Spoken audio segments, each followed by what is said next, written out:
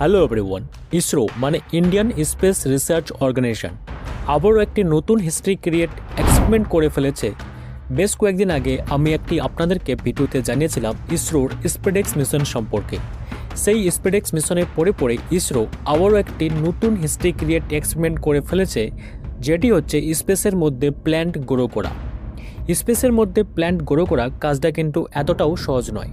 সেই স্পেসের মধ্যে প্ল্যান্টের বীজ পৌঁছালো কীভাবে এবং সেখানে কিসের বীজ পাঠানো হয়েছে তা নিয়ে আমি আপনাদেরকে ভালোভাবে জানিয়ে দিচ্ছি। তার আগে আপনারা যদি আমার চ্যানেলে নতুন হয়ে থাকেন তাহলে ভিডিওটিকে লাইক এবং চ্যানেলটিকে সাবস্ক্রাইব করতে কিন্তু ভুলবেন না। এই চ্যানেলটি আপনাদেরকে ইন্টারন্যাশনাল অ্যাফেয়ার, জিওপলিটিক্স এবং ইম্পর্টেন্ট সোশ্যাল ইস্যুস সম্পর্কে বুঝতে ভালোভাবে সাহায্য করবে। চলো এবার মেন টপিকে ফিরে আসি। প্রথমে আপনাদেরকে জানিয়ে দিই যে স্পেসের মধ্যে প্ল্যান্টের বীজ পাঠানো হলো কিভাবে। স্পেসের মধ্যে গাছের যে বীজগুলিকে নিয়ে যাওয়া হয়েছে তা PSLV রকেটের মাধ্যমে।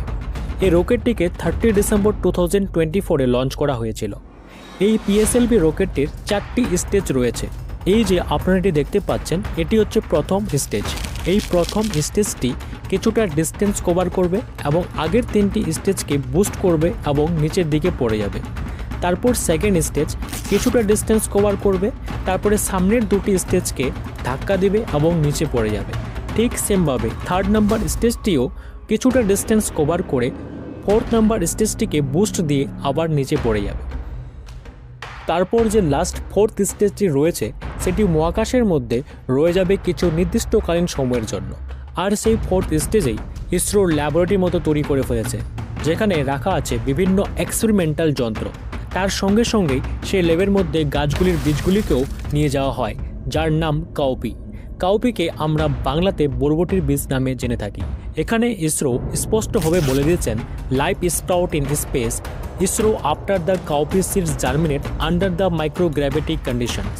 ইসরো যতগুলি সিড স্পেসের মধ্যে নিয়ে গিয়েছিল তার মধ্যে কিছু সিড গ্রো করতে পেরেছে, আবার কিছু সিড গ্রো করতে পারেনি।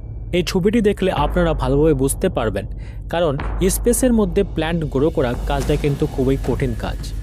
স্পেসের মধ্যে প্ল্যান্ট গ্রো করার জন্য আমাদেরকে সেখানকার আবহাওয়া সম্পর্কে পর্যাপ্ত নলেজ থাকতে হবে।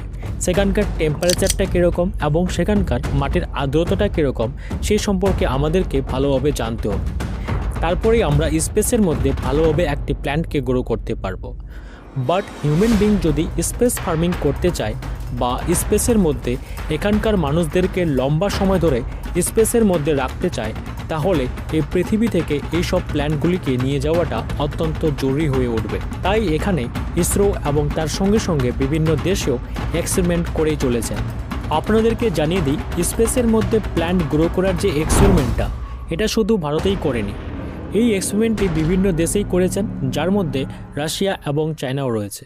তো এই বিষয়টি সম্পর্কে জেনে আপনাদেরকে কেমন লাগলো অবশ্যই কমেন্টে জানাবেন। আর এরকমই ইন্টারেস্টিং এবং নলেজফুল ভিডিও দেখার জন্য আমার চ্যানেলটিকে সাবস্ক্রাইব করতে কিন্তু ভুলবেন না।